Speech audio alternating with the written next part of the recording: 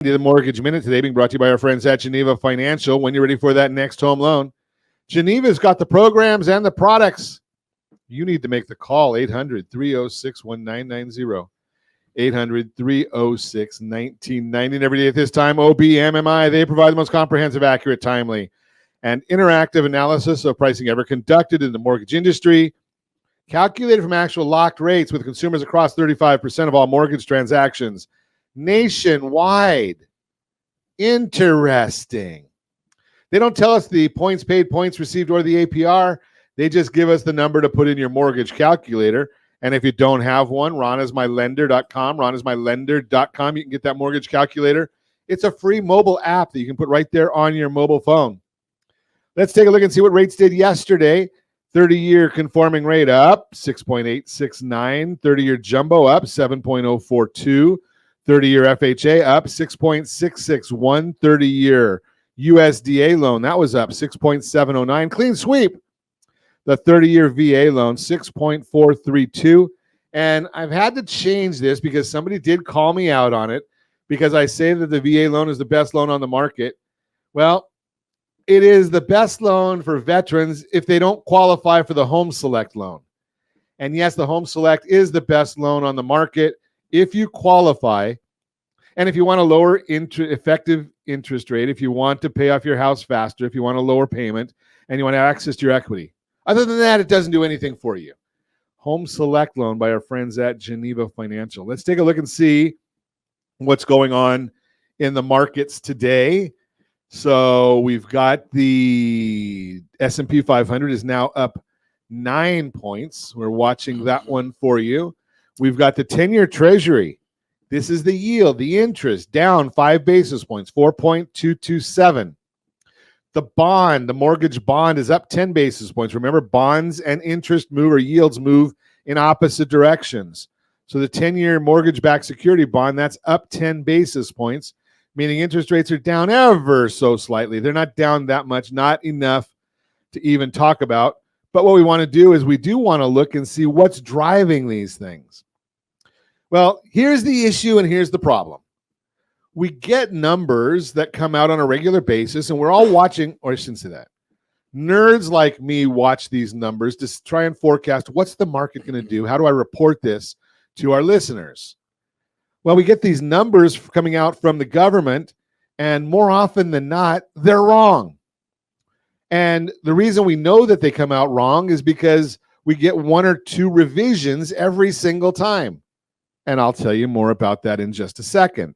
Retail sales for the month rose 0.1%, beneath the estimates of 0.2%. Additionally, last month's figure was revised lower from 0% to negative 0.2. Now, they compare this month to the revised number. They don't tell anybody about these revisions. We tell you about that. If you listen to the news today, you're going to see, oh, well, retail sales were expected to be at 0.2. They actually were 0.1. Who cares? But if you add that extra number that they revised it there, then it would have dropped 0.3, and we would have been at 0.3 miss, and that might have had some headline effect. Jerome Powell might have even known about it because he's an attorney, he's not an economist. They don't know these things. Core retail sales, which gets plugged into GDP, rose 0.4%, which was beneath estimates of 0.5. However, the increase would have been lower if not for another, you guessed it, negative revision.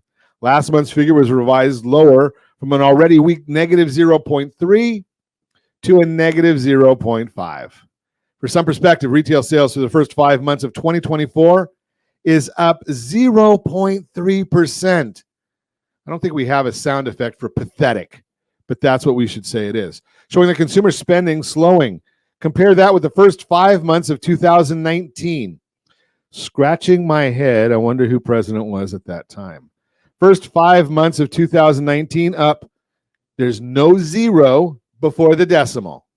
It was up 4%. And last year was up 2.7%.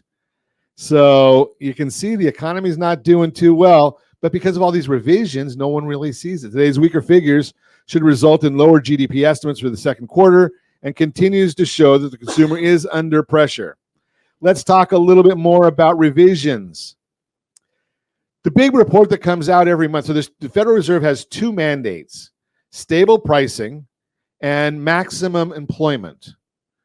Got it.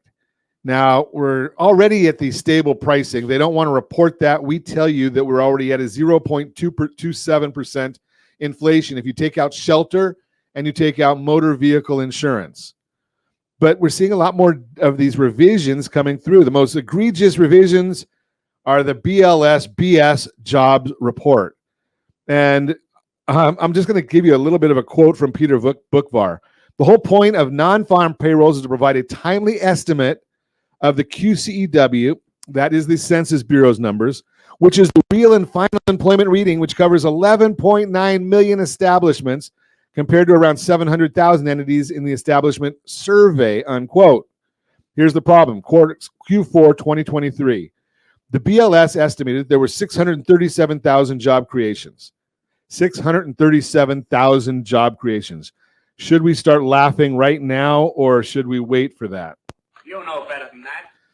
Okay, estimates from the QCEW for the same time period is showing 116,000 jobs, meaning the BLS likely overstated job growth by 521,000 jobs. That's a big number. These are the figures the markets and the Fed go off of, and it would have told a completely different story. On average, it's estimated the BLS overstated jobs, get it, ready for this, by $174,000 every month in the fourth quarter last year. So if the BLS did their job properly, the second quarter, and we subtract that 174 average from each of the months. October, they reported 165,000 jobs gained. Legitimately, if we do just an average, it would have been a 9,000 job loss.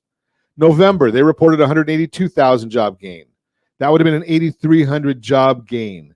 December, they reported a 290,000 gain. That would have been 116,000. But the markets don't see these numbers, so it doesn't really have the effect. It's going to catch up. I promise you, at some point in time, when people can't afford to go out and buy eggs anymore. Oh, wait, they can't do that now. When people can't, they can't do that now.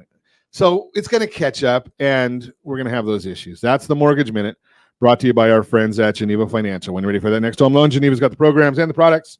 You need to make the call, 800-306-1990.